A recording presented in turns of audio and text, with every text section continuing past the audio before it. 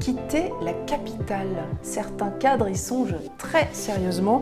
Ils sont même 80% en rêver, selon notre sondage cadre emploi que nous avons publié hier. Et où rêvent-ils de partir ? On vous le disait hier, d'abord à Bordeaux, mais ensuite, deuxième destination, ils rêvent de Nantes. Alors avec l'équipe de Cadre Emploi, on a décidé de vous préparer une émission pour vous aider à réaliser votre projet ou pas, c'est à vous de voir, c'est à vous de choisir. En tous les cas, nous souhaitons avant tout vous donner les informations pour que vous puissiez décider en connaissance de cause. Des infos sur le marché de l'emploi cadre à Nantes et dans sa métropole, les secteurs, les métiers qui recrutent, j'imagine que vous avez besoin de ce type d'infos. Qu'en est-il des salaires et l'emploi du conjoint ou de la conjointe ? C'est une question aussi très importante que nous allons aborder. On va parler aussi de qualité de vie, bien entendu. Si vous choisissez de partir à Nantes, ce n'est pas un hasard. Et avec notre expert logement, nous allons aussi parler tout à l'heure du coût de l'immobilier et dans le neuf et dans l'ancien. Bien sûr, vos questions, vos témoignages vont nous arriver via la page Facebook de Cadre Emploi. N'hésitez pas. Et pour vous informer, avec moi en plateau, aujourd'hui, nous avons un autre journaliste, mais aussi un expert du recrutement, Nicolas Caridis. Bonjour. Bonjour, merci pour Bienvenue. votre invitation. Alors vous connaissez très bien la région Grand Ouest, puisque vous êtes le responsable de la région Ouest du cabinet Michael Page, qui fait partie de Page Group. C'est bien ça. Voilà. Alors, je voulais savoir d'abord, est-ce que vous avez eu beaucoup de demandes de Parisiens qui veulent venir à Nantes ? Historiquement, oui. C'est un mouvement continu. Et récemment, un peu plus récemment ? Et récemment, on est sur la rentrée, donc forcément, les prises de contact sont nombreuses. Bon, alors face à vous, avec nous plutôt, Quentin Veluet, journaliste à la rédaction de Cadre Emploi, donc mon collègue, et tu as des infos très intéressantes pour les Parisiens. De quoi vas-tu nous parler, Quentin ? Alors figure-toi que Nantes est une ville à deux facettes, et je vais vous dire lesquelles. J'ai hâte, je veux absolument savoir. Alors, avant de questionner nos experts, je vous propose de découvrir en images les principaux résultats de l'étude Cadre Emploi sur les cadres parisiens. Elle a été menée auprès d'un échantillon représentatif. Elle est parue hier matin, vous en avez sans doute entendu parler dans vos journaux, dans les matinales et dans le midi. 80% des cadres parisiens rêvent de quitter la capitale. Effectivement, c'est un chiffre assez impressionnant. Les explications avec Julien Breuil, directeur des études de Cadre Emploi. C'est la 4e année que nous menons cette étude concernant les villes préférées des cadres parisiens. Je crois qu'il y a 4 constats. Le premier, c'est qu'il y a une réelle insatisfaction des cadres parisiens à vivre et travailler à Paris. Ce chiffre s'élève d'ailleurs à 55%. Les raisons sont connues. Il y a bien évidemment le temps de transport, il y a bien évidemment le coût de la vie, et puis il y a également le coût du logement. Ceci étant dit, je crois quand même que la vision des cadres parisiens à aller travailler en région est fantasmée. Pourquoi ? Parce que 55% d'entre eux se déclarent insatisfaits, mais ils sont 80% à vouloir travailler quand même en région. Alors il y a clairement des éléments objectifs et subjectifs. Subjectif, c'est d'avant tout une recherche d'un meilleur cadre de vie pour 91% d'entre eux, et c'est la recherche d'un meilleur équilibre de vie pro-perso pour 67% d'entre eux. Je crois qu'il y a un trio de tête qui s'installe depuis 4 ans, qui évolue, notamment sur les villes 2 et 3, mais qui reste stable.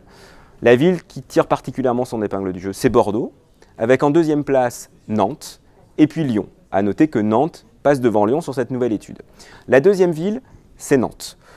Pour les mêmes raisons que Bordeaux, dynamisme économique, recherche d'opportunités professionnelles, et puis le troisième item qui change, c'est notamment la notion des tarifs et du coût du logement, dont on avait vu que c'était quand même une faiblesse particulière à Paris. Là encore, 23 000 recrutements sur la ville de Nantes, un peu plus de 10 000 recrutements de cadres et 60 000 cadres qui travaillent dans la région nantaise. Alors Quentin, on l'a vu, 43% des Parisiens choisiraient Nantes et 53% pour une raison qui est le dynamisme économique. Tu nous disais tout à l'heure que Nantes était particulièrement dynamique et avait 2 facettes. Est-ce que tu peux nous en dire un peu plus ? Oui, alors d'abord, il il faut savoir que Nantes, maintenant, c'est une vraie métropole, ça, c'est sûr et certain. Donc, il faut comprendre que c'est pas que Nantes, hein, c'est aussi les alentours. Voilà, c'est une ville qui a des réelles capacités d'innovation, il y a des facultés, il y a plein d'instituts de recherche, un CHU, des pôles de compétitivité. Ouais. Et son dynamisme est prouvé. La ville a créé 100 000 emplois depuis 20 ans. Et surtout, elle connaît une croissance de l'emploi supérieure à la moyenne nationale depuis 20 ans, depuis les 1990. Et donc, je disais 2 facettes. Donc, la première, c'est qu'il y a des secteurs historiques. Donc, la tradition. On connaît les chantiers navals dont on a entendu parler et qu'on continue à entendre parler en ce moment avec STX. Il y a quelques monuments de l'agroalimentaire.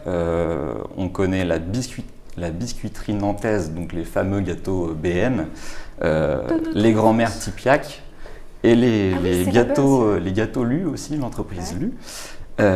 Et on a aussi de l'automobile et de l'industrie au sens large qui recrutent alors sur ce point des profils finance, des commerciaux, des ingénieurs tournés plus vers la R&D.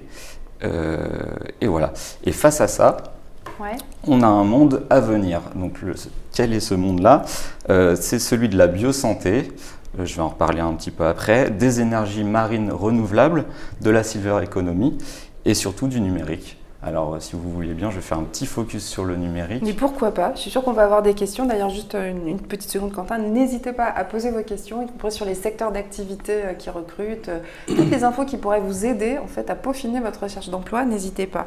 Alors, la deuxième facette de Nantes, donc... Le numérique. Donc, il est encore réduit, mais il se développe. Ça représente 7,7% de l'emploi à Nantes.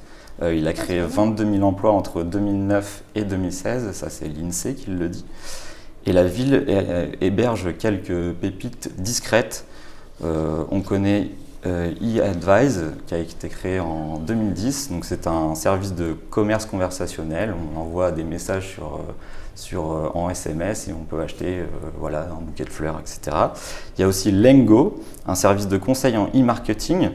La start-up a été créée en 2009, elle a levé 10 millions d'euros en 2015 et elle intervient dans 45 pays et ça marche tellement bien qu'elle a décidé elle-même de créer son propre incubateur pour incuber d'autres start-up. Et donc j'ai regardé ce matin, elle recrute, ils sont 20 personnes en ce moment il me semble, elle recrute 2 développeurs et 2 personnes sur le support client. Et elle prend bien sûr des candidatures spontanées. D'accord. Donc là, ce sont des exemples de start-up, ou presque plus start-up d'ailleurs, parce que la deuxième, elle commence à être bien développée. Donc, qui recrute, tu parlais des plus 22 000 emplois dans le numérique. Ce ne sont pas que des emplois cadres, hein, on est bien d'accord? Non, c'est globalement. Mais dont des emplois cadres, évidemment. On va compléter tout de suite après. Voilà, juste une dernière start-up qui fait pas mal parler d'elle, c'est SpeechMe. Elle est spécialisée dans les tutoriels professionnels interactifs. Et j'ai pu échanger au début de l'année avec une de ses RH qui me disait qu'elle, pour l'année 2017, elle recherchait 100 personnes. Donc plutôt des développeurs et des fonctions dans le marketing. D'accord. Voilà. Et évidemment, ce sont des entreprises qui ne passent pas nécessairement des annonces. Elles en passent un peu, mais ça se passe aussi, c'est un peu le marché caché. Ça se passe en marché caché. Après, SpeechMe fait partie on connaît ça un petit peu, du groupe Revient Léon, qui s'appelle maintenant Wonder Léon, et qui essaye de rayonner en Europe et à l'international pour attirer des profils. Donc la concurrence est internationale, il faut savoir. Parce que Nicolas, le Revient Léon, vous en aviez déjà entendu parler? Tout à fait, sachant que vous avez cité des exemples de start-up qui ont réussi. Sachant que cet environnement du numérique aujourd'hui est en pleine explosion et en pleine ébullition. Et vous le ressentez, évidemment? Oui, ça couvre finalement des centaines de recrutements, mais qui ne sont pas forcément, je dirais, directement visibles de l'extérieur, mais connus des initiés dans l'environnement, je dirais, global du numérique et du digital. Et donc, il y en a beaucoup d'autres, également beaucoup d'incubateurs qui se développent. Donc, c'est effectivement un nouveau pan de secteur économique qui se développe très très fortement sur Nantes et sa périphérie urbaine. et dont la ville est très fière.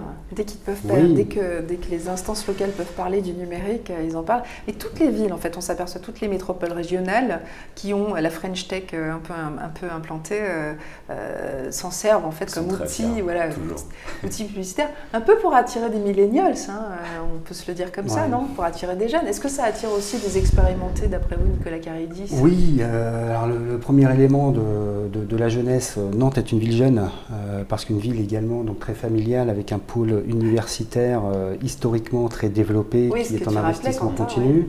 Le numérique, c'est une politique de nos métropoles qui a déjà pris son virage dans les années 2000 en termes d'investissement et aujourd'hui qui connaît une très très forte croissance, mais ça s'est préparé et beaucoup d'organismes accompagnent ces développements. Donc ça vient d'une vraie politique de développement volontariste vis-à-vis du numérique. On n'a pas encore vos questions Facebook, mais ce matin, on avait une question sur nos réseaux sociaux, sur notre page Twitter, de quelqu'un qui voulait savoir quelles sont les activités qui boostent en particulier les recrutements de cadres en ce moment. Donc Quentin, tu as évoqué déjà certains secteurs. Est-ce que vous voyez d'autres secteurs dont on n'aurait pas parlé et qui font partie de vos missions en ce moment? Je pense que Quentin a relevé un point sur lequel on reviendra sans doute plus tard, qui est une spécificité nantaise de représentation de tous les secteurs d'activité. Avec un très très bon équilibre entre l'industrie, qui vraiment est très implantée donc dans les territoires, dans l'agglomération nantaise, mais ce que je vais qualifier de grande région nantaise, et également donc des approches sectorielles essentiellement constituées de PME avec des dirigeants entrepreneurs, donc des entreprises de taille moyenne ou des grosses ETI très mobiles dans leur développement et qui sont en phase de croissance. Et c'est quel secteur d'activité ces ETI? Tous, on est dans l'environnement. Juste pour rappeler pour nos internautes, les ETI, donc entreprises de taille intermédiaire, qui sont des entreprises qui ne sont plus des PME, et qui sont ce que l'Allemagne a le plus développé sur son territoire et que la France rêve de pouvoir avoir. Donc on aide des PME, elles deviennent des ETI, et ce sont des entreprises qui recrutent énormément, parce qu'elles ont les fonds. Parce qu'elles ont des besoins, donc c'est l'ensemble du secteur industriel. Donc là, on va de la très grande industrie dans l'aéronautique, dans le naval, dans l'environnement, donc également sécurité et défense, l'environnement constructeur, équipementier dans l'automobile. Donc ils sont effectivement historiquement implantés dans la région.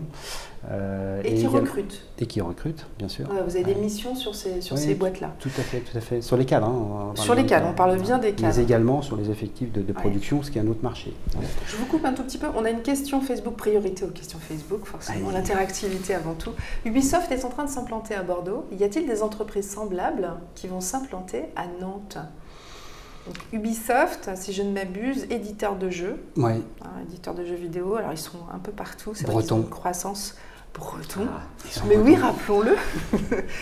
Alors Ubisoft, est-ce que vous pensez qu'une implantation à Nantes, est-ce que vous avez entendu parler d'une implantation à Nantes? Alors des implantations, il y en a donc beaucoup sur différents secteurs. En premier lieu, les entrepreneurs dans l'environnement, donc des services. Donc on est sur la zone géographique en France qui connaît la plus forte, accélération de l'emploi donc des cadres. Ces 2 dernières années. Dans le digital comme ça, notamment dans le digital, donc là c'est par contre une très très forte croissance, mais dans l'ensemble des secteurs d'activité, il y a des tensions et des pénuries. C'est à la fois lié au caractère propre des PME qui sont sur ces phases de développement et je dirais qu'on est sur une terre d'entrepreneurs dans l'Ouest, c'est très net, mais aussi sur une terre d'innovation. Et donc la croissance des entreprises est essentiellement drivée par sa capacité d'innovation et de créativité. Et tout cela génère des besoins pour partir à la conquête de nouveaux marchés, développer de nouveaux produits, se diversifier, partir à la conquête internationale. Le développement classique d'une PME. Mais c'est un phénomène qui touche l'ensemble des secteurs d'activité qui sont représentés dans l'agglomération nantaise. D'accord. Donc on peut se dire que si on est un cadre parisien qui a des projets de départ vers Nantes, il y a du potentiel. Il y a du potentiel. Continuez à nous poser vos questions, bien sûr, on les relaiera à Nicolas Caridis, évidemment. On était sur les secteurs d'activité, les métiers aussi qui recrutent. Vous vouliez compléter peut-être avec des missions que vous pouviez avoir en tête? Non, pas spécialement. Sur les fonctions cadres, en fait, c'est lié aussi un petit peu à notre organisation, puisque PageGroup est organisé au travers de plusieurs marques, où on couvre 3 principaux segments de marché vis-à-vis des cadres. Les cadres de premier niveau qui sont accompagnés par Page Personnel, qui fait à la fois du recrutement et de l'intérim spécialisé. Moi, je suis positionné au niveau de Michael Page, donc ce qu'on aurait appelé le middle management dans la sélection et l'approche directe de cadres confirmés experts. Donc ça va effectivement de 5-7 ans d'expérience quand on est sur ce point de passage sur son évolution de carrière jusqu'aux fonctions donc, de direction. Et puis c'est un haut de marché qui est relayé par Page Exécutive qui est une officine de chasse orientée sur les dirigeants. Et là on est sur de la chasse. Et alors justement Page Exécutive par exemple, est-ce que vous savez s'ils vont chasser des Parisiens? Ils interviennent à l'échelle nationale, y compris donc en région, sachant que les régions, c'est la moitié du PNB national. Donc les régions sont évidemment concernées par ces fonctions. Chasser à Paris, ça leur arrive dans tous les cas. Est-ce que vous avez récemment recruté des Parisiens à Nantes ou sa périphérie? Est-ce que vous avez des exemples en tête à nous donner? Oui, j'en ai beaucoup, peut-être trop pour rentrer donc dans le détail, puisque le mouvement Paris-Ouest existe depuis plusieurs décennies dans les faits. Oui, vous me disiez, ça fait 20 ans en fait que Nantes intéresse les Parisiens. Alors moi j'ai vraiment une vue depuis 20 ans, parce que j'ai 40 ans, ça fait 20 ans que je travaille. Vous voyez, c'est pas tendance. Mais cette tendance, elle a toujours quelque part donc, existé, puisque beaucoup de personnes issues de la région Ouest ont fait leur début de carrière sur Paris ou sont partis sur Paris pour faire évoluer leur carrière et aspirent à revenir. Et ça représente quel pourcentage les gens qui reviennent, enfin les Bretons, Écoutez, les Nantais sur le marché cadre dans l'Ouest, si on parle vraiment de Nantes et de sa grande agglomération, je dirais que la moitié du marché cadre se traite avec des personnes qui sont déjà sur place. L'autre moitié, ce sont des gens qui viennent. Dans ces 50% du marché, une personne sur 2 va venir de Paris. Une sur 2? Une sur 2. D'accord. Et l'autre personne sur 2 va venir de mobilité interrégionale. Mais là aussi, dans une proportion très forte au retour dans la région.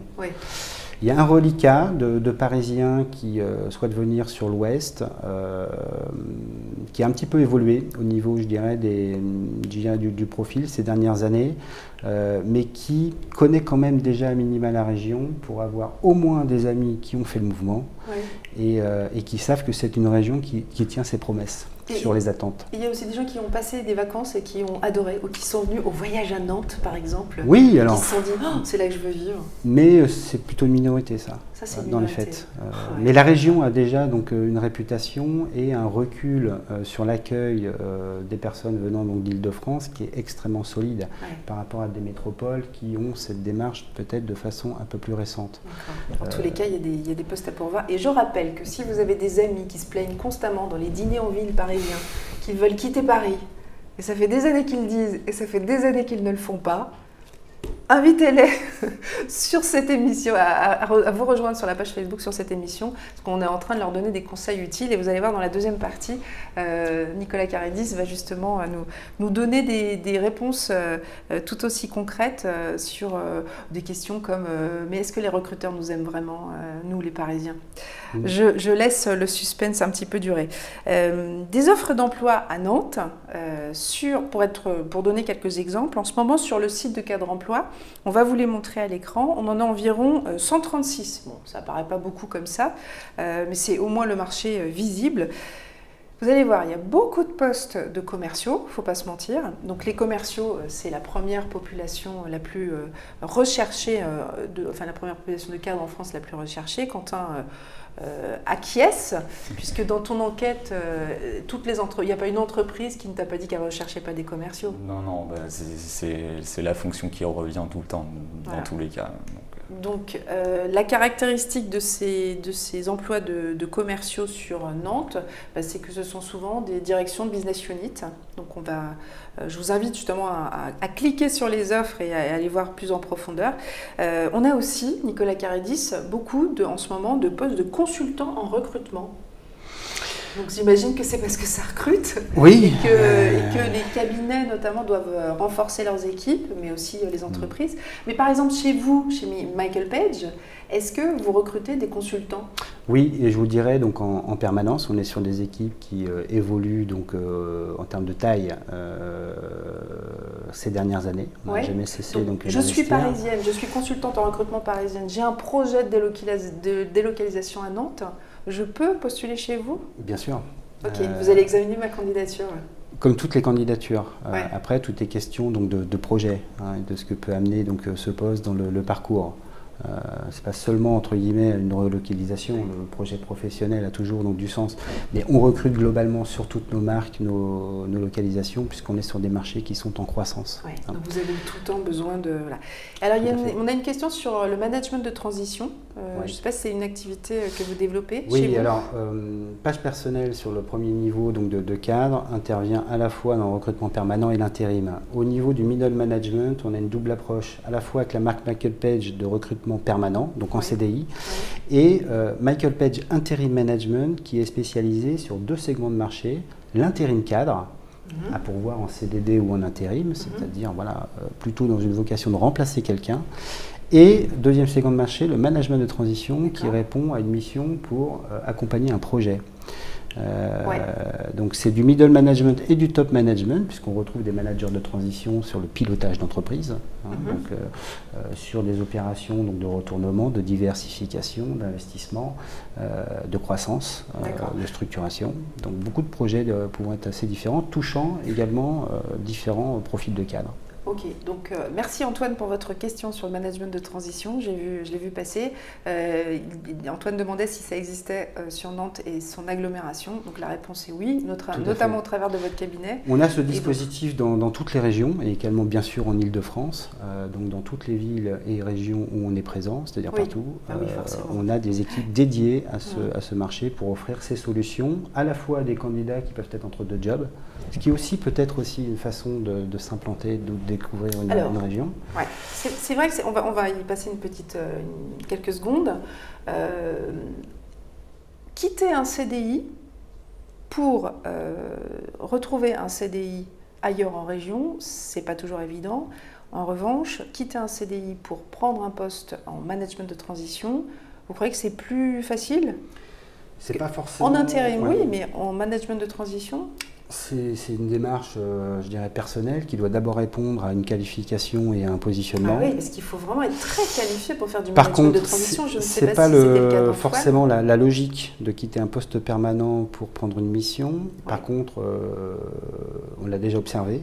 Oui, vous l'avez vécu. C'est-à-dire qu'aujourd'hui, il y a des gens en Ile-de-France vraiment prêts à tout pour quitter donc la région et saisir une opportunité qui leur permet quand même donc de s'installer. Ça reste des cas quand même assez rares. Oui, c'est assez rare. Donc c'est une question de Baudouin qui nous demande « Est-ce que les startups de Nantes bossent déjà en mode bento ou encore en mode agile ?» Alors, mode bento, est-ce que vous êtes sûr que ça existe ? Ça va, les pièges, c'est bon. Ou encore en mode agile. En mode agile, évidemment, toutes les boîtes bossent en mode agile aujourd'hui. Je pense que dans les startups que tu as interviewées, Quentin, on t'a déjà parlé du mode agile. Le mode bento, qu'est-ce que c'est ? Je l'avoue, je ne sais pas ce que c'est. Alors là, faut deviner. Quelqu'un sait ?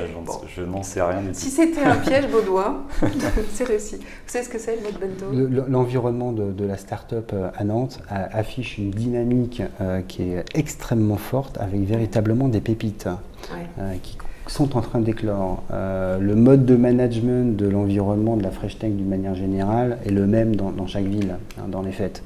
Par contre, il y a vraiment une jeunesse qui est au rendez-vous pour rejoindre ce type d'aventure. Et vous l'avez souligné, une fois que le take-off est fait, ce sont des dizaines, des vingtaines, une centaine de recrutements pour certains acteurs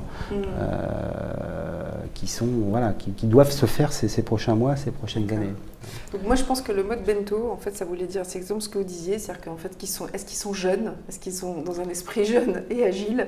Le mode bento, c'est le mode chocolat, quoi. C'est le mode où on boit du chocolat chaud. Non, c'est pas ça. Ok. Ça existe, mais ça reste tous les cas, très voilà, moi je vous lance un professionnel. défi. Les internautes, allez tout de suite sur le site de Cadre Emploi. Vous allez, je ne sais pas si Jim ou Bastien, vous pouvez nous montrer la homepage de Cadre Emploi, et vous allez dans mots-clés. Vous savez, on a un moteur de recherche, vous allez dans mots-clés et vous rentrez le mot bento. et vous me dites, vous nous envoyez un message pour nous dire combien d'offres apparaissent. Un jour, je l'ai fait avec chien. J'ai fait ça avec chien, et avec chien, j'ai trouvé 5 annonces. Parce qu'en fait, vous avez des entreprises qui vous proposent de venir avec votre chien au boulot. Vous me croyez? Allez vérifier si vous verrez. Alors, on continue. Des exemples d'offres d'emploi. Nous avions repéré des ingénieurs travaux. On recherche beaucoup d'ingénieurs travaux. Je pense qu'on va en parler tout à l'heure avec Olivier Marin, aussi avec notre expert immobilier. Il y a eu un boom de la construction, évidemment, à Nantes. Oui. C'est un petit peu plus ralenti aujourd'hui. Je dirais que le secteur est en très forte croissance. Oui. Le marché a carrément repris. Hein. Ça, c'est clairement, je dirais, un secteur d'activité qui présente de très fortes pénuries sur les environnements, effectivement, chantiers, conducteurs de chantier, conducteurs de travaux. Oui, ça c'est assez traditionnel en fait. Hein. C'est pas conjoncturel du tout. Non, on avait le même cas à Bordeaux hier. Voilà, donc ce sont des villes de toute façon donc en développement, donc en construction donc, permanente, qui doivent offrir ces prochaines années des solutions de logement donc adaptées donc au flux. Et donc c'est un secteur aujourd'hui qui est au niveau immobilier construction est vraiment en forme et qui a vraiment besoin de profils. Et donc là aussi, secteur pénurique, les mouvements interrégionaux ou venant d'Île-de-France sont les bienvenus. Ouais. Sur l'offre que j'ai trouvée ce matin sur Cadre Emploi, c'est une offre qui date du 21 août, hein, donc c'est quand même assez récent parce que nous sommes le 30 si je ne m'abuse. Il y avait déjà 10 candidatures. Alors je dis il y avait déjà 10 candidatures, j'aurais pu dire aussi il n'y avait que 10 candidatures. Moi j'ai l'impression que ce sont quand même des profils assez pénuriques. Donc effectivement, des ingénieurs travaux, ils ne vont pas postuler spontanément. Donc 10, c'est déjà pas mal pour Nantes. Mais bon, je voulais aussi avoir votre avis. C'est bien, c'est pas bien Alors, l'objectif, sur quel que soit le recrutement, c'est d'avoir en face, in fine, le bon candidat. Le bon candidat, ce n'est pas forcément le meilleur. C'est le candidat qui est adapté à la fois dans ses qualifications, son potentiel, et dans un terrain qui est très orienté PME, une personnalité, des valeurs adaptées. Donc la technicité ne suffit pas. Ça ne suffit pas aujourd'hui. Donc 10 candidats dans un marché donc, pénurique, à partir du moment, parce que je ne vois pas les profils, mais s'ils sont donc, ciblés, c'est plutôt très bien. D'accord. Voilà, donc vous allez découvrir par vous-même les autres offres. Une question d'Harry qui nous demande s'il y a de l'emploi pour les cadres dans le secteur de la pharmacie ou de la chimie à Nantes, on va dire à Nantes et sur son agglomération. Est-ce que vous savez si les industries pharma sont très implantées? Il y a un environnement global de la chimie qui est très porteur, avec des acteurs donc, historiques, des sociétés qui se développent. On peut parler aussi donc, de biochimie, enfin, tout dépend un peu de la précision de la recherche. Je pense que ça rentre dans son champ, effectivement, Harry qui demandait. Est-ce que vous voulez nous préciser, Harry? N'hésitez pas. La chimie le type de poste que vous recherchez. Également l'environnement des biotechnologies, qui est là aussi sur Nantes un secteur très, très porteur. Ça représente 2000 emplois. Voilà. 54 entreprises. Ouais. Après, vous avez des grands acteurs industriels qui sont associés au secteur donc, de la chimie. Donc là aussi, ça élargit. Par contre, au niveau donc, pharma, sans doute que si on l'entend par société pharmaceutique, le bassin lyonnais est beaucoup plus dense que celui de Nantes. D'accord. Sur la biochimie, tu avais des infos particulières, Quentin, parce que je rappelle que sur le site de Cadre Emploi, vous avez aussi des articles, vous allez retrouver les articles auxquels tu faisais référence. Donc on a des sites par région et vous allez effectivement pouvoir retrouver un article sur la biochimie. Oui, Carrière Grand Ouest. Voilà, ça s'appelle. Le site s'appelle Carrière Grand Ouest, bravo. Oui, alors plus précisément la biosanté. Donc elle représente 2000 emplois, c'est ce que je disais tout à l'heure, et c'est boosté principalement par le nouveau CHU, si je ne me trompe pas. Et tout un quartier a été créé sur l'île de Nantes. Et alors ça recrute surtout des ingénieurs et des chercheurs en médecine ou biologie, donc de très très haut niveau, niveau post-doctoral. Voilà, c'est très très pointu comme le secteur. Voilà. Ok, donc si vous avez des amis médecins qui vous tannent pendant les dîners en ville en disant qu'ils veulent quitter Paris. Alors là aussi, comme beaucoup d'autres secteurs, le secteur de la santé a fait l'objet de très forts investissements ces 20 dernières années. L'offre de soins est d'excellent niveau. tout corps de soins non confondu, et effectivement l'environnement hospitalier d'une manière générale couvre derrière des pôles de recherche et développement à la pointe. Et qui recrute, vous pensez? Vous voyez bien sûr, en permanence, hein, tout à fait. Mais là, c'est vraiment sur des segments très pointus. Moi, j'ai juste un conseil à passer. Pour repérer ce genre de petites boîtes qui se lancent et qui commencent à exploser, il faut regarder les levées de fonds, donc dans les médias. Et on m'a dit aussi qu'il fallait surtout regarder les partenariats passés avec les grandes entreprises du type Johnson & Johnson, Servier, les grands labos. C'est comme ça qu'on sait qu'une entreprise va sûrement exploser si elle passe à un partenariat avec ce type d'entreprise. Il y aura sûrement des postes à pourvoir dans le futur. Mais ça, c'est un vrai bon conseil. Merci Quentin. Alors, ça ne répond pas tout à fait à la question de Marine, mais en tous les cas, Marine, si vous recherchez dans une start-up, Marine nous demande comment repérer les entreprises qui recrutent à Nantes quand on habite Paris. Donc, il y a effectivement cette information-là qu'on peut utiliser, hein, on le répète, repérer les levées de fonds. Hein, ça, c'est un indicateur très important. Et sinon, plus globalement, donc, comment repérer les entreprises qui recrutent à Nantes quand on habite Paris? Est-ce que vous avez des conseils à donner à Marine? Le marché les annonces, est difficile à décrypter parce que, en fait, il est extrêmement large au niveau de son offre. Et donc, un candidat qui va avoir une spécialité sectorielle ou métier va réussir à retrouver ses petits sur Nantes et sa proche agglomération, parce que sur un secteur d'activité, par exemple, de pointe, il est quand même facile d'identifier donc, les acteurs. La difficulté quand on recherche un poste depuis Paris, c'est qu'on peut habiter à Nantes et travailler dans une autre ville. Ouais. J'entends par ville des petites villes périphériques autour de Nantes et des villes donc, de taille moyenne qui se situent dans un rayon d'action qui est gérable. Vous voulez dire qu'en fait, quand on a le projet d'aller à Nantes, ok. C'est d'abord le projet d'y habiter. C'est le projet d'y habiter, voilà, mais pour y travailler, il faut quand même s'attendre. Parfois s'écarter un peu. Voilà, il faut élargir sa zone, et ça c'est un grand classique aussi. Non, c'est peut-être spécifique à Nantes. Alors c'est un grand classique et je pense que c'est commun à pas mal de villes. Il y a une spécificité nantaise qui est que Nantes est à la fois donc, une ville avec une histoire donc, maritime. Donc, en termes de développement économique, hein, il y a un secteur d'activité sur un pôle Nantes-Saint-Nazaire qui est extrêmement dense. Et Nantes se trouve également au centre d'une étoile économique sur un rayon d'1 heure de route où vous couvrez 6-7 villes de taille moyenne. 6-7 villes, oui. Vous avez Saint-Nazaire, vous êtes à 1 heure de Vannes, 1 heure de Rennes, 1 heure d'Angers, qui intègre également le périmètre d'Ancenis, où il y a de très très belles structures. Vous avez également l'axe qui va vers Cholet, qui est un pôle également économiquement très dynamique.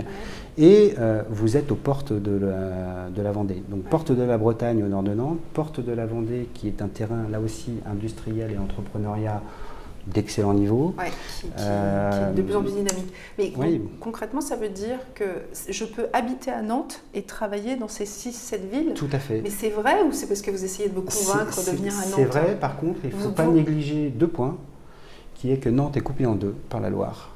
Donc il y a ce qu'on appelle la zone Nord-Loire et la zone Sud-Loire. Si vous vous installez d'un côté ou de l'autre de la Loire, ça vous ampute déjà en termes de distance d'une partie du périmètre économique. Vous pouvez perdre une demi-heure si vous n'êtes pas sur la bonne rive? Oui, et si l'entreprise est déjà donc à 30-40 minutes, entre guillemets, de Nantes en théorie, ça vous porte à parfois plus d'1 heure et donc c'est inaccessible. Un très bon conseil, je pense. Première chose. Olivier Marant va rebondir là-dessus. Oui. Alors, donc du coup, si on se positionne du côté des candidats parisiens, c'est un atout à valoriser par rapport à quelqu'un qui peut être déjà sur place, qualifié pour un poste, mais qui se retrouve en local hors de distance, étant déjà propriétaire, voilà, il ne va pas forcément briguer ce poste. Alors qu'il y a quelqu'un qui est sur Paris, va d'abord peut-être s'installer en ayant retrouvé un poste, et il a la capacité de se positionner. Il n'aura pas les a priori d'un Nantais qu'on veut envoyer à Cholet. Oui. Tout à fait. Donc, la distance, quelque part, et le fait de ne pas encore y habiter, peut-être un atout. Tout à fait. La deuxième chose, c'est qu'au niveau donc, de la région nantaise, beaucoup de candidats parisiens qui ne connaissent pas forcément la configuration régionale se disent, voilà, je fais 1h30 de transport par jour, matin et soir, donc il doit faire 3 heures. Oui, c'est ça, c'est en moyenne. J'ai pas peur de faire 1 heure de transport en habitant à Nantes, sauf qu'en région, ce n'est pas du temps de transport, c'est du temps de route. Et oui. ça fait quand même toute la différence. Donc, mon conseil, c'est quand même d'essayer de ne pas dépasser 50 minutes de route. Et donc, ce qui permet de calculer un petit peu ses rayons d'action. D'accord, donc ça c'est aussi un très bon conseil. J'ai envie à cet instant de l'émission, n'hésitez surtout pas à nous envoyer vos questions, on les relira bien entendu. Commencez à préparer des questions aussi si vous en avez sur vos projets immobiliers. Une fois qu'on a trouvé du boulot, il faut bien trouver un logement, puisque notre expert immobilier viendra avec nous tout à l'heure. Là, j'ai envie de vous parler j'ai envie de parler plutôt aux amateurs de foot, parce qu'à Nantes, il y a des amateurs de foot, forcément. Il y a même un club, si je ne m'abuse, qui est en Ligue 1. En fait, ce sont mes collègues qui m'ont renseigné, ça se sent, je suis sûre. Il y a un nouvel entraîneur, vous voyez comment je me vante et tout. Ça s'appelle les Canaries, tu le savais toi? Non, ça, voilà, le club de foot s'appelle les Canaries. On va écouter tout de suite Baptiste Huriez. Je ne vous dis pas ce qu'il fait, vous allez le découvrir dans la vidéo. #job de rêve quand même. Bonjour Baptiste Huriez. Bonjour. Alors, 80% des cadres parisiens rêvent de quitter Paris et vous l'avez fait. Alors, depuis combien de temps êtes-vous devenu nantais? Ça fait maintenant 1 an en fait que j'ai rejoint Nantes. J'ai passé 10 ans sur Paris pour le travail et du coup, c'était un projet personnel et professionnel de rejoindre Nantes. Alors, faites-nous rêver, parce que justement, faites-nous rêver, on n'a pas encore annoncé ce que vous faites. Que faisiez-vous à Paris et que faites-vous aujourd'hui? Alors, à Paris, j'étais en charge du marketing digital au Figaro côté régie. Et du coup, à Nantes, je suis arrivé pour prendre en charge le marketing du FC Nantes, donc le Football Club de Nantes, que ce soit sur les aspects business, entreprise ou que ce soit sur les aspects grand public. Ah ouais, donc c'était quand même un beau challenge, un rêve d'enfant, non?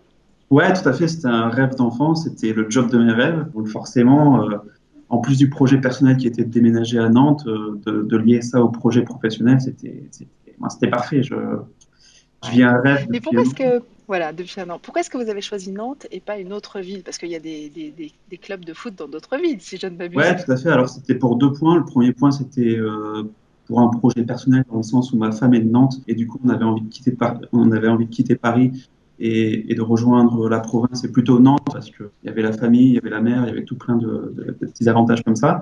Et puis, je suis tombé par hasard un jour sur une annonce pour le recrutement du prochain directeur marketing du FC Nantes. Et c'est pas un poste qui est ouvert souvent dans les clubs. Et du coup, je me suis dit, c'est le job de mes rêves, donc je postule et puis on verra. Et on vous comprend. Et vous l'avez décroché. Ça s'est passé en combien de temps? Ça s'est passé en 3 mois. Entre le moment où vous avez vu l'annonce? Oui, tout à fait, ouais. Entre le moment où j'ai vu l'annonce, il y a eu 2-3 entretiens, et puis ensuite déménagement, etc. Donc 3 mois entre le premier, la remise de la lettre de motivation et le déménagement. Alors justement, votre conjointe, est-ce qu'elle a retrouvé un poste à Nantes tout de suite? Parce que c'est une question importante aussi. Elle a retrouvé un job assez vite, au bout de 6 mois. Sauf que pour être tout à fait transparent, elle est tombée enceinte et du coup, elle a préféré garder le bébé que garder le job. D'accord. Donc, elle se remettra sur le marché du travail tout à fait, d'ici peut-être bientôt. 3-4 mois. Ouais. D'accord. Alors, un dernier conseil, si c'était à refaire, est-ce que vous le referiez? Ah oui, si c'était à refaire, je le referais, mais 10 fois. D'un côté, j'ai le job de mes rêves, et de l'autre, j'ai une vie beaucoup plus épanouie. Alors, c'est sûr qu'il y a les amis qui manquent un peu, mais bon, ils viennent de temps en temps. Et après, au niveau de la qualité de vie, au niveau du coût de la vie, au niveau des week-ends à droite, à gauche, c'est vraiment quelque chose qui est incomparable et que je referais, mais 20 fois. Voilà, un vrai changement de vie pour Baptiste Huriez, directeur marketing du FC Nantes. Voilà, c'est juste, il nous le disait, un job de rêve, un job d'enfant. Bon, c'est assez rare de décrocher des postes comme ça. Il ne pouvait pas le rater, celui-là. Sur ce que j'ai entendu, c'est ce que j'entends tout le temps. Une fois que les personnes ont réussi à concrétiser leur projet d'installation à Nantes. Il y a toujours d'abord une tête de pont et puis aussi un conjoint. C'est assez rare de décrocher un poste aussi prestigieux, directeur marketing du FC Nantes, quand on est passionné de foot, c'est quand même assez rare. Oui, alors après, il y a aussi des passionnés d'industrie, des passionnés de nouvelles technologies qui trouvent des perles en termes de positionnement de poste. Peut-être dans des sociétés qui ont un peu moins de notoriété et de réussite. C'est un peu moins de passion. Non, allez, je m'avance là, je ne sais pas du tout. Est-ce qu'on peut rebondir justement sur ce que disait... Non, en fait, la question que je n'ai pas posée à Baptiste, que j'aurais dû poser, c'est le salaire. Bon, je pense qu'il ne m'aurait pas répondu, mais je voulais savoir s'il avait vécu une baisse de salaire. J'imagine que oui. Est-ce que c'est un classique de perdre en salaire quand on vient de Paris et qu'on arrive à Nantes? Est-ce que c'est inévitable? Non. Ah bon? Clairement non. Donc vous constatez qu'on n'est pas obligé de perdre en salaire? Si on prend, en fait, tout est question de ce que l'on entend dans la construction du salaire et d'où on vient aussi sur Paris en termes de niveau de poste. Globalement, sur la première strate de marché qui correspond au cadre de premier niveau, l'écart il est assez faible. D'accord. Voilà. Et dans des environnements pénuriques, voire il n'existe pas. Donc l'écart, ce serait de quoi? 5-10%? Oui, 5%, 10% au maximum, et ça dépend là aussi de la progression. Sur le middle management, c'est très variable d'un secteur à un autre. Et là, on parle d'environnement à 90% quand même composé de PME. Le positionnement de salaire dans une PME, il dépend d'une équation entre son histoire, son développement, son métier, ses marges. Donc d'une PME à une autre, donc vous êtes en train de nous dire il n'y a pas de règle. Oui, c'est vrai qu'il peut faire un effort, la PME elle peut faire un effort si le profil Tout à fait, parce qu'elle est en recherche de qualification, mais tiendra compte aussi de ses grilles internes. Donc ça veut dire que plus on monte finalement dans la hiérarchie des postes, plus l'écart technique il peut se creuser par rapport à des cadres supérieurs sur Paris, au sein de grands groupes cotés. Forcément, quand on passe en PME, il faut s'attendre quand même à une construction de revenus différente. Mais je dirais que sur les fonctions d'experts, de responsables et même de directeurs, l'écart, il n'est pas si important que l'on peut croire. Tout est question de package. Ouais. Parce que dans l'étude cadre emploi qu'on a publiée hier, juste pour info, la majorité des cadres, c'était 56% des cadres, pensaient devoir réduire leur salaire, étaient prêts à réduire leur salaire jusqu'à perdre 10% par an. Alors, ils pensent qu'ils vont perdre parce qu'ils sont prêts à le faire, premièrement. Ouais. En se disant de toute façon, voilà, mon projet de vie est tellement important que finalement le salaire, ça vient au 3e, 4e rang des préoccupations. Néanmoins, ça en reste une, parce qu'après il y a des questions de niveau de vie, il y a la question du conjoint, qui va sans doute aussi quitter son poste pour revenir, mais on est encore sur un marché très orienté sur des expertises sectorielles plus métiers. Voilà. Le marché, je pense, va évoluer avec, notamment dans l'environnement industriel, peut-être un peu plus d'arbitrage entre l'expérience sectorielle et métier, pour ouvrir plus au potentiel. Et après, finalement, le salaire, il se maintient de deux façons. C'est soit en partant de Paris, en briguant un niveau de responsabilité supérieur, on le maintient, voire on progresse. Voilà. Soit on se repositionne en faisant un métier un petit peu différent, auquel cas la cote est différente. Là, on peut effectivement ajuster. Et la moyenne de tout cela fait qu'on constate effectivement une baisse qui effectivement peut être en moyenne de 10%. C'est ça l'information, mais ce n'est pas une règle, il y a énormément d'exceptions. C'est pas une règle, il peut y avoir des exceptions, ce que vous me disiez aussi tout à l'heure. Alors je voulais savoir, je salue Olivier Marin qui nous a rejoint quand même, notre expert immobilier, donc je rappelle, posez-nous toutes les questions que vous souhaitez, on peut y aller sur les prix des biens, qu'est-ce qu'on peut avoir quand on quitte Paris et que, avec on dirait avec une revente à Paris, est-ce qu'on peut racheter, j'imagine 2 fois, 3 fois, 4 appartements, Olivier, vous nous direz ça tous. Bon. Tout à l'heure, Olivier Marin, qui est notre rédacteur en chef, spécialiste des questions immobilières au groupe Figaro. On y revient dans quelques minutes. On a un retardataire, William, qui veut savoir quel secteur emploie le plus dans la région. Alors, William, on a détaillé tout ça tout à l'heure. Si vous le voulez bien, comme ça on peut avancer sur d'autres questions, je vous propose soit de réécouter le replay tout à l'heure. On a beaucoup de secteurs qui embauchent. Traditionnellement, je vous la fais vite, chantier naval, agroalimentaire, auto, industrie en général. Et puis, Quentin Velouet nous le rappelait tout à l'heure, dans le numérique. Donc vous réécouterez tout ça et vous verrez, vous aurez toutes les infos utiles. Une petite question, vous abordiez l'histoire de la question du conjoint. Hier à Bordeaux, on nous disait que c'était effectivement le point noir. C'était pas évident de retrouver un emploi pour le ou la conjointe. Est-ce que c'est le cas à Nantes? Ou est-ce que, comme on l'a vu, le tissu est tellement varié, on peut quand même avoir des chances de retrouver un emploi pour son conjoint? Le point, il est gris. Il est gris ce qui fait qu'il n'est pas parfaitement blanc, c'est que c'est une question de durée en fait. Et de positionnement pour trouver un emploi qui sera peut-être différent de celui donc, de Paris. Et tout est question d'employabilité et d'approche finalement personnelle. et des démarches réseau, puisque Nantes est une des villes qui fonctionne le plus par réseau. D'accord. Donc ça prend un peu de temps. Et le délai de 6 mois pour l'intervention qu'on a eue tout à l'heure, effectivement, il est dans ce délai moyen. 6 mois hein, pour Ouais, le tout à conjoint, fait. la conjointe de Baptiste qui a retrouvé. Ce qui peut paraître long, mais qui passe très vite. Oui, finalement. Voilà. Enfin, ça dépend. Ça dépend si, Oui. si on est impatient ou pas. Une adresse parisienne sur le CV, c'est une question qui revient assez régulièrement. Si on a une adresse, on met son adresse parisienne sur le CV alors qu'on postule à Nantes, c'est vu comment par les recruteurs? Alors déjà, Comment vous réagissez, au vous niveau de Michael Page, on ne regarde pas déjà l'adresse. On se porte d'abord sur un regard sur le parcours. Question de déformation professionnelle. D'accord. Ce Et qui quand vous compte pas, c'est où on découvrez habite, c'est où on est prêt à habiter. Et quand vous découvrez après que le candidat est basé à Paris et n'a pas d'adresse, n'a pas de point de chute à Nantes, comment vous réagissez? Vous vous dites pas « il va mettre 4 mois à s'installer non, on ne le prend pas lui ». En toute honnêteté, indifférence totale, parce que ce qui permettra d'avancer, c'est de toute façon le contact avec le candidat, son projet, son employabilité. Et qu'il habite à Nantes-Centre ou qu'il soit donc dans le premier arrondissement de Paris, tout est question pour vous, ça vous est de indifférent. qualification. D'accord. Oui, tout à fait. Donc un dernier conseil, on le rappelle, pour les cadres parisiens qui souhaiteraient quitter Nantes et qui souhaiteraient peaufiner leur projet, on a aussi la possibilité de faire appel à un cabinet comme le vôtre. Oui, vous recevez les candidats, vous examinez leur candidature, même si vous n'avez pas d'offre, oui. et vous les aidez à peaufiner leur projet, ou alors vous leur dites non, Alors, attendez, déjà d'une part, la première démarche, elle est, s'ils répondent à une offre, d'analyser la candidature vis-à-vis donc de l'offre. mais avant de répondre à une offre, c'était ça ma question D'accord, précise. c'est d'être dans les tablettes. Ouais.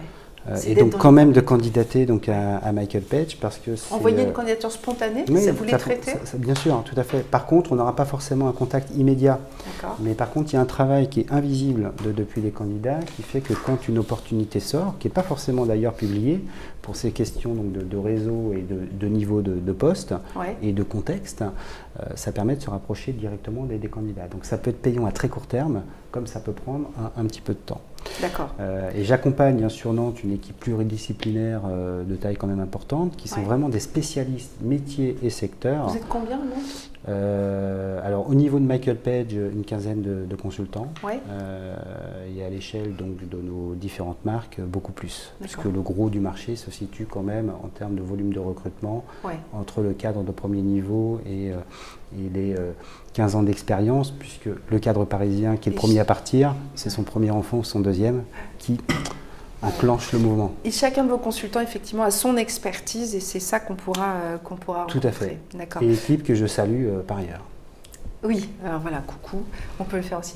Le marché immobilier à Nantes, Ah, oui. Olivier, Oui, c'est alors- quand même important parce qu'une fois qu'on a un boulot, on voudrait bien pouvoir se loger.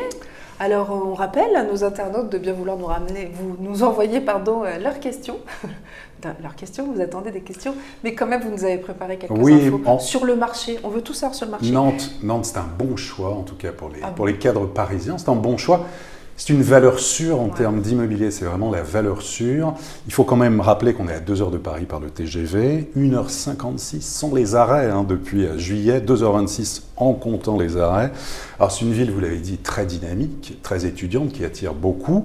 C'est une ville verte et puis il faut savoir que les Nantais ont 37 mètres carrés d'espace vert par personne. C'est pas mal, c'est pas- pour vous donner C'est une beaucoup idée. plus qu'à Paris? C'est plus qu'à Paris. La mer à 45 minutes, des lignes de tramway qui sont performantes, une offre culturelle de qualité. Voilà. Bon, tout ça, c'est un prix. Comme toutes les métropoles économiques attractives, les prix de l'immobilier ont augmenté. Mais en fait, À cause des Parisiens, Olivier? pas à cause des Parisiens. Mais en fait, ça reste relativement sage et raisonnable par rapport, on l'évoquait hier, à Bordeaux qui a explosé littéralement au niveau des prix, plus 15%. Nantes, c'est plus raisonnable. On est à plus 4% de hausse sur un an sur les appartements. C'est pas... On suit le mouvement, c'est quand même contenu et on va voir, Sylvia, si vous en êtes d'accord, une carte d'identité immobilière de la ville de Nantes. Je ne m'y attendais pas du tout. Alors là, voici, on va voir. Donc, prix moyen au mètre carré, on est à 2620 €, donc c'est plus 4% sur un an, ça c'est pour les appartements. Pour le neuf, c'est un petit peu plus cher, c'est logique. Et pour les maisons anciennes, prix moyen 260 000 €. Il faut savoir que l'hypercentre, ça c'est vraiment le quartier de prédilection des étudiants, des jeunes cadres pour son animation culturelle, les bars, les restaurants, les petites surfaces. Alors là, au niveau des locations, il faut compter environ 13 € par mètre carré, c'est quand même 2 fois moins cher que Paris pour les locations dans l'hypercentre. Pour acheter, alors dans les petites rues piétonnes, un appartement ancien, ça vaut de 3 000 à 3 500 € par mètre carré. Un bien rénové va dépasser facilement les 4 000 €. Les familles avec enfants, alors préfèrent généralement des quartiers, on va dire, plus calmes, type Canclos, Moncelet, Procès. On a un cadre de vie agréable recherché pour ceux qui acceptent en fait de dépenser un peu plus, là, sur les 3 500 € par mètre carré dans l'ancien. Et puis il y a d'autres quartiers, Sylvia, qui méritent peut-être le détour. Et pour les cadres qui veulent installer leur famille, alors on parle de Sainte-Thérèse, on parle de Longchamp. Pourquoi? Parce que tramway, il y a des bonnes écoles aussi, donc c'est important pour les cadres qui ont une famille, les bonnes écoles. Un habitat varié, d'appartements, de maisons, il faut compter autour de 3 500 € par mètre carré. Et puis alors pour les budgets, ça arrive plus modeste. Alors c'est l'île de Nantes. L'île de Nantes, bon, dans l'ancien, les résidences s'affichent en moyenne, on est à 2 700 € par mètre carré. C'est un secteur qui est quand même porteur, il y a eu beaucoup de constructions. Mais ça n'a pas bonne réputation? C'est pour ça que vous faites l'amour? Alors, il faut demander là, au local régional de l'État. Nicolas, alors, l'île de Nantes, parce que c'est très controversé. C'est un projet unique en France de construction d'une ville dans la ville, avec une offre architecturale que je qualifie de diversifiée. Ouais. Mais c'est un architecte qui a fait un délire par contre, qui monomaniaque ou c'est habitable? A projeté dans la durée et sans doute à faire vivre. Puisqu'effectivement, on va plutôt se positionner au nord de la Loire que sur l'île de Nantes. D'accord. Donc vous n'en dites pas du mal, mais vous n'en dites pas du bien non plus. Non, parce qu'on observe sur la durée ce que ça peut donner. Ça reste une ville très très évolutive. Restons sages. Alors, il y a aussi des opportunités, où c'est dans la périphérie de Nantes. Alors, ça, c'est votre dada, la périphérie. On a des tarifs qui oscillent autour de 2 600 € par mètre carré. Pratiquement la même chose du côté de Saint-Donatien et Malakoff. On est autour des 2008. Si vous avez un budget modeste aussi, Saint-Herblain et Orvaux qui offrent pas mal d'opportunités.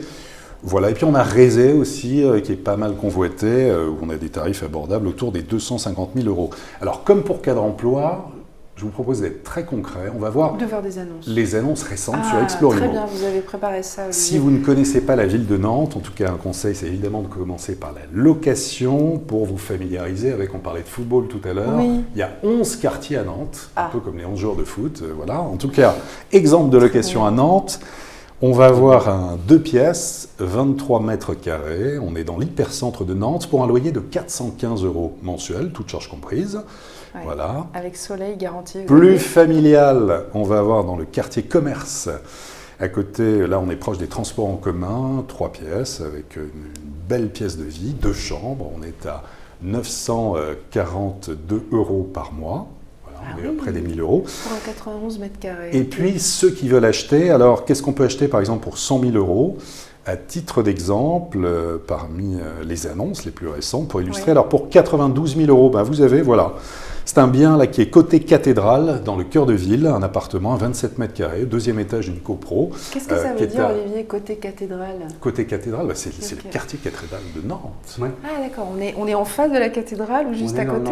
On est dans le Nantes historique. Ça veut dire qu'on a des cloches tous les matins? Mais éventuellement, on peut s'éveiller. Formidable. Bien sûr, on a absolument total romantisme.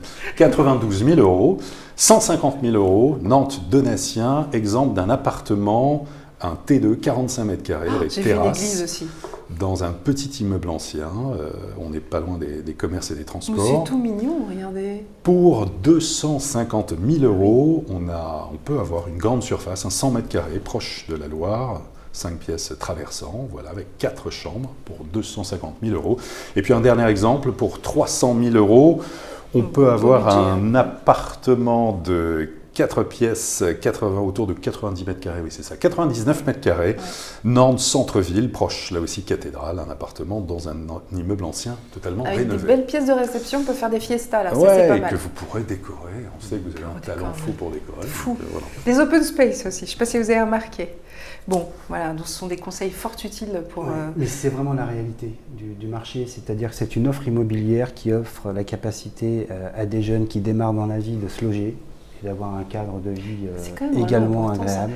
Ouais. Oui. Est-ce que ce n'est pas un critère aussi d'attractivité pour les Parisiens? On vous garantit que vous n'allez pas galérer pour trouver un logement. Tout est question à ce que les jeunes Parisiens qui sont sur leur début de carrière partent peut-être plus tôt en région que leurs aînés, en fait, pour cette recherche d'équilibre de vie privée, ce qui correspond bien à la tendance aussi générationnelle, d'essayer d'allier les deux. Et également une offre pour les cadres parisiens en environnement familiaux, 1, 2, 3, 4, 5 enfants, il y a de la place. Ouais, ceux qui cherchent une deuxième carrière. Avec alors, une offre éducative Olivier, moi je voudrais savoir, est-ce qu'on part de Paris pour acheter directement à Nantes? Non, surtout pas, il faut louer. Tout d'abord, il faut activer les réseaux. Alors si vous avez la famille ici, vous pouvez appeler Nicolas, on pourra vous appeler peut-être pour vous demander des bons conseils, des tuyaux. Il ne faut pas hésiter, évidemment, jamais acheter les yeux fermés. Sur les réseaux sociaux aussi, il peut y avoir des sur les très réseaux bons sociaux, avec les... passer par des agences qui vont sans doute vous défricher le terrain. Alors ce sont les Orpi, les Laforêt, les Guy Hockey, les Century 21, vous avez l'embarras du choix. Sinon, il y a des chasseurs d'appartements comme Homebuster, Domicilium Nantes ou encore les Toits de l'Atlantique qui sont spécialisés, qui peuvent vous aider alors pour des budgets un peu plus importants, mais vraiment là ce sont des bons plans. Olivier, c'est quand même hyper pratique quand on est un cadre parisien. Ben oui, qu'on ne peut pas. On pas, peut pas y aller toutes les semaines. Tout le temps, on demande un rendez-vous dans un mois, vous avez mes critères. Chasseurs d'appartements, donc il y en a certains, je vous citais ces 3 exemples en tout cas à Nantes. Informez-vous évidemment sur les prix du marché, privilégiez l'emplacement. Des sites qui donnent des infos utiles et pratiques, c'est le nantes.fr de la ville, avec des rubriques justement qui s'appellent S'installer. C'est très pratique, on sait qu'il y a des milliers de nouveaux Nantais chaque année. Des rubriques donc, qui donnent des infos sur les 11 quartiers de Nantais. Il y a même Allo Nantes, 02 40 41 9000, numéro de téléphone. Service Vous avez le site nantesmétropole.fr. Des articles sur Explorimo 9 évidemment, un livre. Alors un livre, si vous êtes passionné d'immobilier et que vous voulez connaître Nantes très bien. Que vaut Nantes? Histoire et analyse de la propriété immobilière. Ça va devenir mon livre de chevet, je pense. Aux éditions du Mécène. Voilà. Il faut dire juste un mot quand même sur la métropole qui enchaîne de grands projets urbains. Il y a Euro-Nantes évidemment. C'est un projet de construction d'un quartier d'affaires de dimension internationale, entre le quartier de la Gare, qui est en plein réaménagement, le quartier de l'île de Nantes. D'ici 2020, Euro-Nantes doit regrouper 500 000 mètres carrés de bureaux, ce qui devrait donc entraîner, on parle d'une création de plus de 10 000 emplois, donc ça va booster aussi énormément. Et puis parmi les constructions neuves, on construit toujours beaucoup du côté de l'île de Nantes. Il y a aussi pas mal de programmes, Sauloir, Café Félix et tout ça. Il y a notamment Médicis Patrimoine qui peut vous conseiller auprès de différents promoteurs. Enfin voilà, ça peut être en bon plan. 2 choses concrètes. Salon de l'immobilier de Nantes, très bientôt, du 29 septembre au 1er octobre à Rézé. On n'est pas loin de Nantes, on peut prendre des bonnes informations. Et puis dernière chose, Salon de Nantes Immo Atlantique. Ça se déroule chaque année, c'est en mars, donc mars 2018. C'est au Parc des Expositions de la Beaujoire à Nantes. Voilà, pour prendre des bonnes informations si vous êtes parisien et que vous souhaitez vous installer à Nantes. Formidable. Olivier Marin, une mine de conseils, une mine d'informations. Merci beaucoup, Olivier. Je retiens d'ailleurs que vous avez donné 2 dates de salon, 29 septembre et mars 2018, ce qui permet aussi de peaufiner son projet, Maître mot, c'est l'anticipation. De toute façon, les cadres nous disaient dans l'étude cadre emploi qu'ils souhaitaient partir, la moitié d'entre eux souhaitaient partir dans les 1 an. Alors évidemment, c'est pas sauf mutation professionnelle. Bon là, c'est une proposition de partir, mais sinon vous avez un peu le temps. Il faut le préparer. Alors je suis entièrement d'accord et c'est lisible dans l'étude de cadre emploi. Je pense que l'intention de mobilité n'a jamais évolué. Par contre, la concrétisation des projets va fortement s'accélérer. Et comme vous l'avez souligné, Nantes Métropole l'anticipe depuis 20 ans dans ses investissements et ça s'accélère. Et beaucoup finalement d'informations sont disponibles sur Internet, sur ces sites institutionnels, et ce qui démontre aussi une capacité d'accueil. Une ville qui est préparée à accueillir effectivement son développement économique, à l'accompagner. Oui, et qui cherche effectivement. Je voulais dire vive Nantes. Oui, vive Nantes, bien sûr. Le mot de la fin, Olivier Marin, toujours aussi fin. Merci beaucoup. On aurait encore plein d'autres questions, mais voilà, on a passé 1 heure avec vous. L'heure vient de s'écouler, le gong vient d'arriver. Donc si vous êtes arrivé en cours de route, sachez que le replay sera disponible dans une petite heure, sans doute sur Facebook, peut-être même tout de suite. Allez savoir si vous avez un bon réseau. La vidéo sera ensuite disponible sur nos pages Cadre Emploi, sera reprise aussi sur les pages Explorimo qu'Olivier Olivier vous animez. Merci infiniment pour vos questions. On espère vous avoir été utile. En tous les cas, c'était l'ambition que nous avions. Merci à l'équipe, Jim Touboulik qui a co-réalisé avec Bastien Lariaga et Jean-Alexis Lemieux, notre animateur sur les réseaux sociaux, qui est donc notre social media manager. On revient demain, figurez-vous, parce que dernier volet de notre série sur les villes préférées des cadres. La 3e ville préférée des cadres, c'est Lyon. Ben voilà, vous le savez. Je pensais que vous alliez dire Toulouse, mais non. C'est bien Lyon, voilà. Donc nous revenons demain pour Lyon avec un nouvel invité. Excellente soirée à tous. Et merci à vous.